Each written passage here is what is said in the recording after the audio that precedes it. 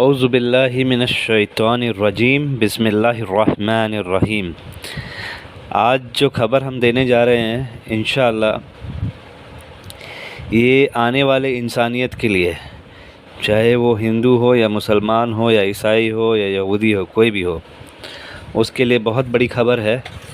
क्योंकि world war 3 उसके बाद इंसान का ज़िंदगी कैसा होगा और उससे पहले क्या हुआ और ये वर्ल्ड वॉर 3 तक बात कैसे आई, ये सारा कुछ हम बात करेंगे इसमें इंशाअल्लाह।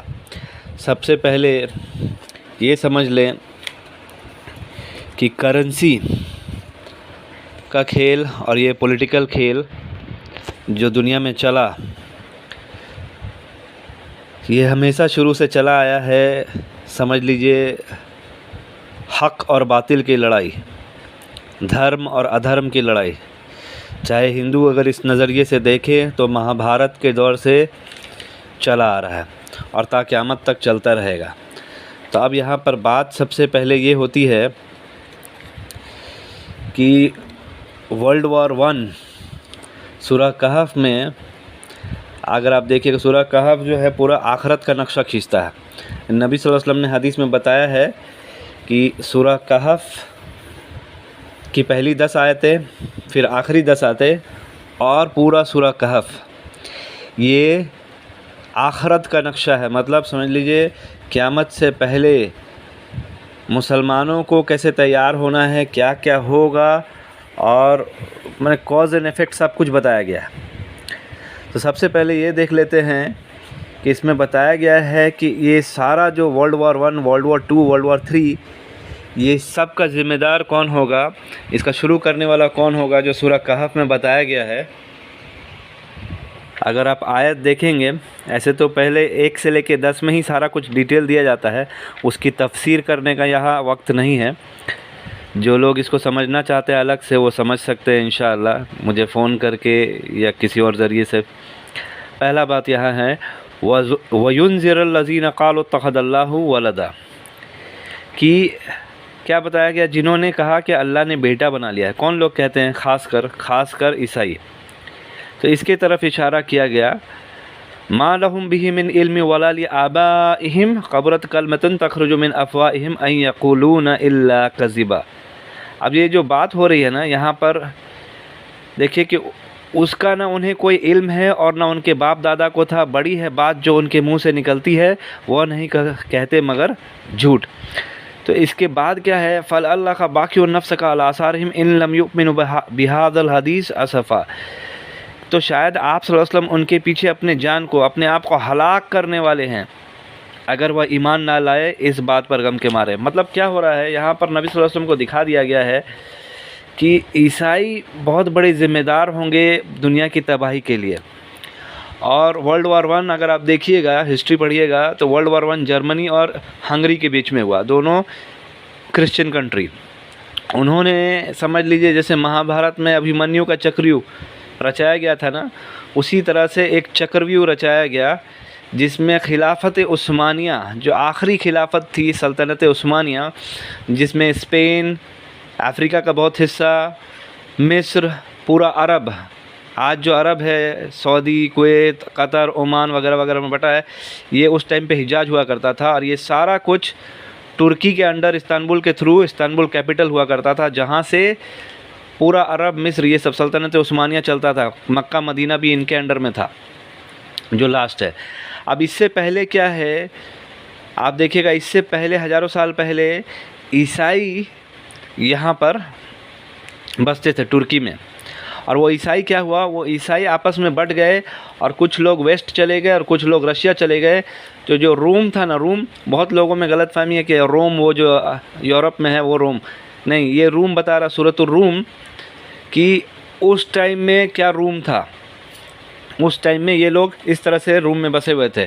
और तुर्की का ये एरिया कहीं ना कहीं आप देखिएगा रूम में आता था। मतलब अक्सर जो रूमी ईसाई है ना, यहाँ बसते थे। तो अब दूसरा चीज़ देखिए कि हुआ क्या इसके वजह से। इसके वजह से ये हुआ, पहले बात ये जान ले कि ये वीडियो थोड़ा लंबा होने वाला है, क्योंकि इसके बारे में, इसमें हम हिस्ट्री और पॉलिटिकल रीजंस और फिनेंशियल पैसे का जो इंसान का क्या ज़िंदगी में असर पड़ेगा वो सब कुछ बात करने वाले हैं इंशाल्लाह। तो देखिए ईसाई बढ़ गए। अब तुर्की जो है ना, तुर्की भी सूरह कहफ में इसका ज़िक्र है, तुर्की नाम से नहीं लेकिन ज़ुल्करनैन का सफ़र अगर आप देखिएगा आयत नंबर 84 से, सूरह कहफ में सूरह नंबर 18 आयत नंबर 84 से लेकर 94 में 3 नक्शा खींचा गया है ज़ुल्करनैन का। तो ज़ुल्करनैन रहिमहुल्लाह उनका सबसे पहला सफ़र होता है तुर्की जर्मनी इस तरफ ब्लैक सी के तरफ होता है, जिसे अरबी में कहते हैं आइन इन हमियतिन, मतलब ब्लैक सी। पहला सफ़र उस तरफ हुआ, उसके बाद दूसरा सफ़र जो है ना वो अरब के तरफ हुआ, और फिर तीसरा सफ़र जो है ये बीच सेंट्रल पर पड़ता है, जो सीरिया होते हुए स्ट्रेट जाता है कॉकेसस माउंटेन जॉर्जिया। तो दो पहाड़ बीच में पड़ते हैं। तो उन पहाड़ के बीच में एक ऐसे लोग पाए जाते थे जिनको याजूज और माजूज कहा गया, जिनको ज़ुल्करनैन कैद कर देता है। तो ये वहाँ से अब इससे किस्सा है। अब सबसे पहले ये आखिरत का नक्शा खींचा गया है। इसमें सबसे पहले पता चलता है कि सारा जंग का माहौल जो है सबसे पहले ब्लैक सी के तरफ सेट होगा, और सबसे पहले जो ज़्यादातर कंट्री तबाह होगी, मतलब तुर्की को रौंदते हुए ये लोग फिर अरब को रौंदेंगे, माने जर्मनी, यूक्रेन, पोलैंड और ये सब जिस तरह से भी कंट्री, जितनी ये कंट्री है ब्लैक सी के तरफ में, ये सारी कंट्री तबाही के चपेट में सबसे पहले आएगी। और तुर्की क्या है, तुर्की देख लीजिए ऑलरेडी, अगर जो लोग न्यूज़ देख रहे हैं ना वो अच्छी तरह से समझ सकते हैं आज के दौर को, कि तुर्की ऑलरेडी नाटो का गले का हड्डी बना हुआ है। घर का भेदी लंका ढाए वो वाला हाल है। तो नाटो को ऑलरेडी, और फिनलैंड और स्वीडन को वो नाटो में एंटर नहीं करने दे रहा। क्यों नहीं एंटर करने दे रहा? क्योंकि स्वीडन और फिनलैंड की वजह से सबसे पहले ये देखना है कि तुर्की ने एक 100 साल का एग्रीमेंट किया था, जो जब खिलाफत उस्मानिया को वर्ल्ड वॉर 1 में चक्रव्यूह में फांस करके खिलाफत उस्मानिया, सल्तनत उस्मानिया को ही उखाड़ फेंका गया था, उनके हुकूमत को ख़त्म कर दिया गया था। तब एक एग्रीमेंट किया गया था 100 साल का, और ये 100 साल का एग्रीमेंट यूरोप, अमेरिका, इन लोग का एक बहुत बड़ा चाल था, जिसके तहत बाकी जो मुसलमान बच गए थे उस टाइम पे बहुत मजबूत थे, लेकिन धीरे धीरे उनको क्या करना था, बहुत कमज़ोर कर देना था, खोखला कर देना था। इसके लिए उन्होंने क्या किया, कमाल पाशा नाम का एक मुस्लिम एजेंट को ही हायर किया और उसे ख़रीद कर तुर्की का राजा बना दिया, तुर्की का प्रेसिडेंट बना दिया, और वहाँ पर अरबिक को बैन करा दिया गया। असल अरबिक जो उस दौर का, नबी सल्लल्लाहु अलैहि वसल्लम के दौर का चलता था अरबिक, उस अरबिक को बैन करा दिया गया। नमाज़ पढ़ना बैन हो गया, कुरान पढ़ना बैन हो गया। अगर कोई कुरान पढ़ते हुए पाया गया तो मुसलमान को ख़ुद कहा जाता था कि वो अपने पैर से कुरान कुचले और ये दिखाए कि वो इस्लाम पे नहीं चल रहा है। दाढ़ी रखना, हिजाब करना, ये सब बैन हो चुका था। यहाँ तक कि सलाम करने पर भी सज़ा मिलती थी। इस तरह से मुसलमानों को कुचला गया वहाँ पर मुसलमानों के हाथों से। उसके बाद इब्न सऊद नाम का एक राजा बनाया गया सऊदी के लिए, जिसके नाम पे सऊदी बना। इस तरह से सऊदी में भी एक चाल चला गया। लेकिन सऊदी हिज्जाज के लोग जो थे मुसलमान बहुत मजबूत थे दीन में, क्योंकि मक्का और मदीना इसी तरफ पड़ता था, इसलिए इनको आसानी से उल्लू बनाना इनके बस का बात नहीं था। तो इन्होंने धीरे धीरे बहुत वक्त लिया और धीरे धीरे करके अब आगे पता चलेगा कि कैसे अरब को इन्होंने अपने मुट्ठी में किया। अब सब जो लोग अरब जा चुके हैं वो अच्छी तरह से जानते हैं कि अरब किस तरह से अमेरिका के रहमो करम में सालों तक पला है। तो आप देखिए क्या हो रहा है। ये तुर्की जो इस्लामिक स्टेटस, इस्लामिक हकीकत खो बैठा, एग्रीमेंट किया गया था लुसान एग्रीमेंट 100 साल के लिए। 100 साल में इनका टारगेट क्या था कि मुसलमानों को आपस में लड़ा दो, इनको फ़िरका में बांट दो, इनके अंदर घुस के, जैसे कि कुरान में बताया जाता है कि यहूदी क्या करते, दिन में इस्लाम कबूल कर लेते बहुत लोग और शाम को निकल जाते हैं, इस्लाम से हट जाते हैं, ये दिखाने के लिए लोगों को कि इस्लाम में कोई दम नहीं है।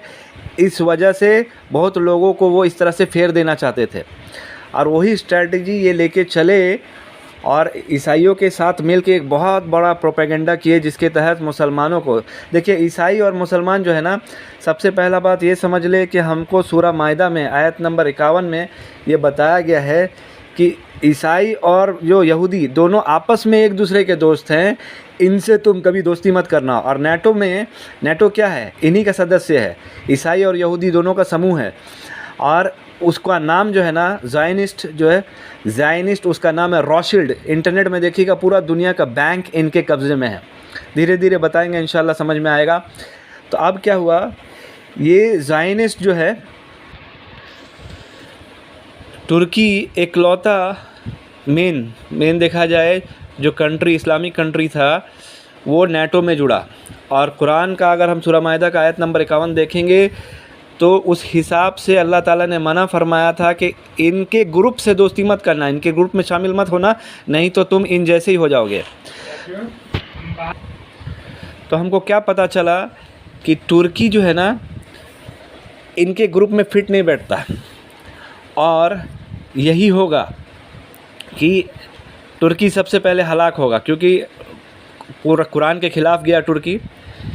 और करता भी क्या बेचारा, बहुत उसके ऊपर टॉर्चर हुआ, धीरे धीरे करके उसको, मतलब समझ लीजिए एकदम दज्जाली सिस्टम जो है ना, इनके सिस्टम में, ज़ायनिस्ट सिस्टम में उनको फांस लिया गया, बुरी तरह से फंसाया गया। इसी तरह से बहुत सारे मुस्लिम कंट्री को हर जगह, समझ लीजिए ब्रिटिशर्स जहाँ गए, ब्रिटिशर्स याजूज और माजूज की तरफ से है, और ये निकल गए थे नबी सल्लल्लाहु अलैहि वसल्लम के टाइम में ही। अगर आप हदीस देखिएगा, अब इंशाअल्लाह पार्ट 2 में देखिए, पार्ट 2 में ज़्यादा जानकारी मिलेगा इंशाअल्लाह। अस्सलाम वालेकुम।